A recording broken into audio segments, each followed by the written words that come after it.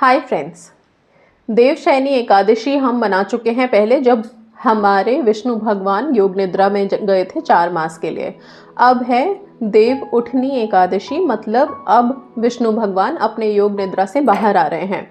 ये जो टाइम होता है ना, इस टाइम पे सारे कॉस्मिक एनर्जी रीएक्टिवेट हो जाते हैं और बहुत ही स्ट्रॉन्गेस्ट एक पोर्टल का निर्माण होता है विश मैनिफेस्टेशन के लिए, मैरिज के लिए, प्रॉस्पेरिटी के लिए, न्यू बिगिनिंग के लिए।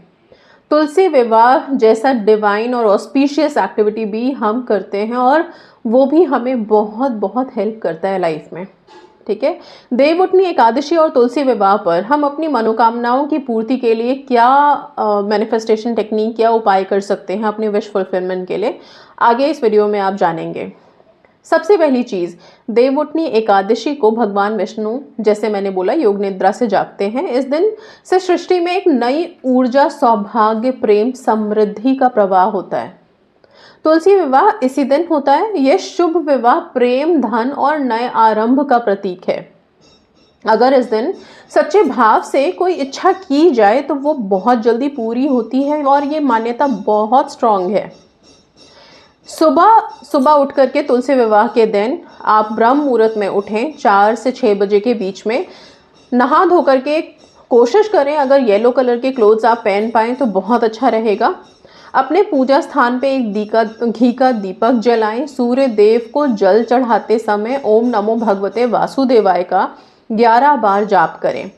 अब एक कागज़ पे एक प्लेन पेपर लें और उस पे आप अपनी विशेस को इस तरह से लिखेंगे, जैसे कि हे भगवान विष्णु और तुलसी माता, आपकी कृपा से मेरी यह इच्छा पूर्ण हो चुकी है। और फिर अपनी इच्छा प्रेजेंट टेंस में लिखें।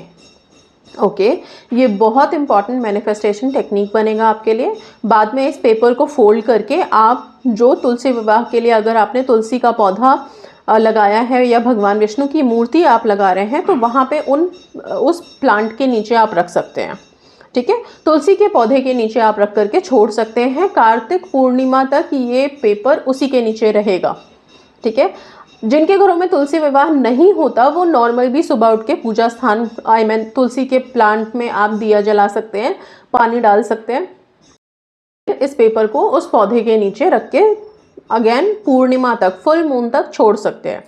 ठीक है, जिनके यहाँ तुलसी विवाह होता है वो तुलसी के पौधे को लाल चुनरी, चूड़ी, सिंदूर से सजाएं अच्छे से। बगल में विष्णु भगवान बिठाएं या शालिग्राम की मूर्ति या फोटो रखें।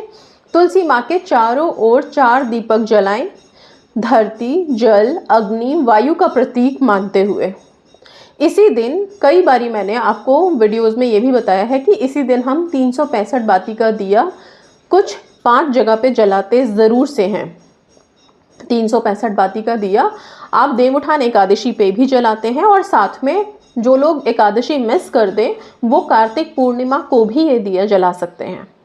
365 बाती का दिया असल में इस बात का प्रतीक होता है कि साल भर हम कभी बीमार हो जाते हैं, घूमने चले जाते हैं, तब हम दीपक जलाना भूल जाते हैं या मिस कर देते हैं किसी वजह से।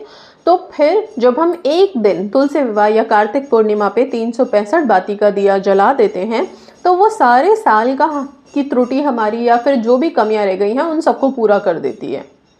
365 बाती का दिया आप सबसे पहला दिया तो तुलसी माँ के पास एक जलाएंगे, दूसरा दिया आप शिवलिंग के पास जलाएंगे, तीसरा दिया आप पीपल के पेड़ के नीचे जलाएंगे, चौथा दिया यूनिवर्स के नाम का जलाएंगे और 5वां दिया आप अपने घर के मंदिर में जलाएंगे। तो ये 5 स्थान अनिवार्य है आपके लिए जहाँ पे आप 365 बाती का दिया जला सकते हैं। ये सारे साल abundance, prosperity, growth, money flow, relationship में बेहतरी, सब कुछ लेके आता है आपके लिए।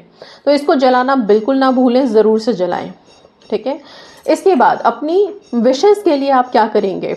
ओम तुलसाय नमः 11 बार जाप करेंगे बैठ करके तुलसी जी के सामने, या फिर ओम नमो भगवते वासुदेवाय का 108 बार जाप कर सकते हैं। तुलसी की माला का इस्तेमाल करें।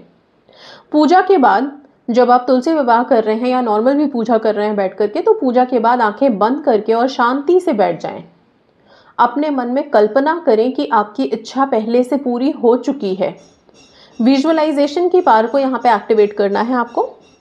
उस खुशी को महसूस करें और तुलसी माँ और भगवान विष्णु को धन्यवाद करें, ग्रैटिट्यूड शो करें। कहें कि जैसे आज तुलसी माँ का विवाह विष्णु भगवान से हुआ है, वैसे ही मेरी इच्छा भी आज सृष्टि से जुड़कर, यूनिवर्स से जुड़कर पूर्ण हो रही है, पूरी हो रही है।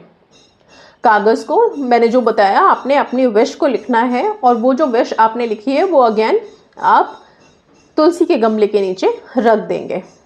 ठीक है, एक मंत्र बता देती हूँ जो आपके विशेस के लिए या फिर हर विश के लिए, चाहे वो आपकी लव मैरिज हो, आपके लाइफ में वेल्थ हो, हेल्थ हो, आपकी जॉब हो, बिजनेस हो, या फिर खुद के मन की शांति हो। ठीक है, इवन कर्जों से मुक्ति के लिए भी आप इस मंत्र का जाप उस दिन बैठ करके कर सकते हो, और ये है ओम विष्णवे नमः, ओम तुलसाय नमः। ठीक है, ये दोनों मंत्र एक साथ चलेंगे, ओम विष्णवे नमः, ओम तुलसाय नमः, ओम विष्णवे नमः, ओम तुलसाय नमः, ओम विष्णवे नमः, ओम तुलसाय नमः। आप अपने पूजा के बाद जो तुलसी विवाह का या फिर तुलसी जी के व्रत की कथा, जिसे मैं सक्सेस स्टोरी बोलती हूँ, वो आप ज़रूर पढ़ें, क्योंकि सक्सेस स्टोरी जब हम पढ़ते हैं ना तो उसकी सक्सेस अट्रैक्ट करना शुरू कर देते हैं। ठीक है, तो वो ज़रूर आप लोग पढ़ें। इसके बाद अपना ग्रैटिट्यूड शो करें। ग्रैटिट्यूड में पूजा के स्थान पे आप जो भी भोग प्रसाद अर्पण करेंगे, वो भोग प्रसाद आप अर्पण करेंगे, वो भोग प्रसाद आप लोग खुद भी सेवन कर सकते हैं और फिर दूसरों को बांट भी सकते हैं। ठीक है, इसके साथ साथ एक बहुत इम्पॉर्टेंट रिचुअल आप कर सकते हैं बे लीफ के साथ।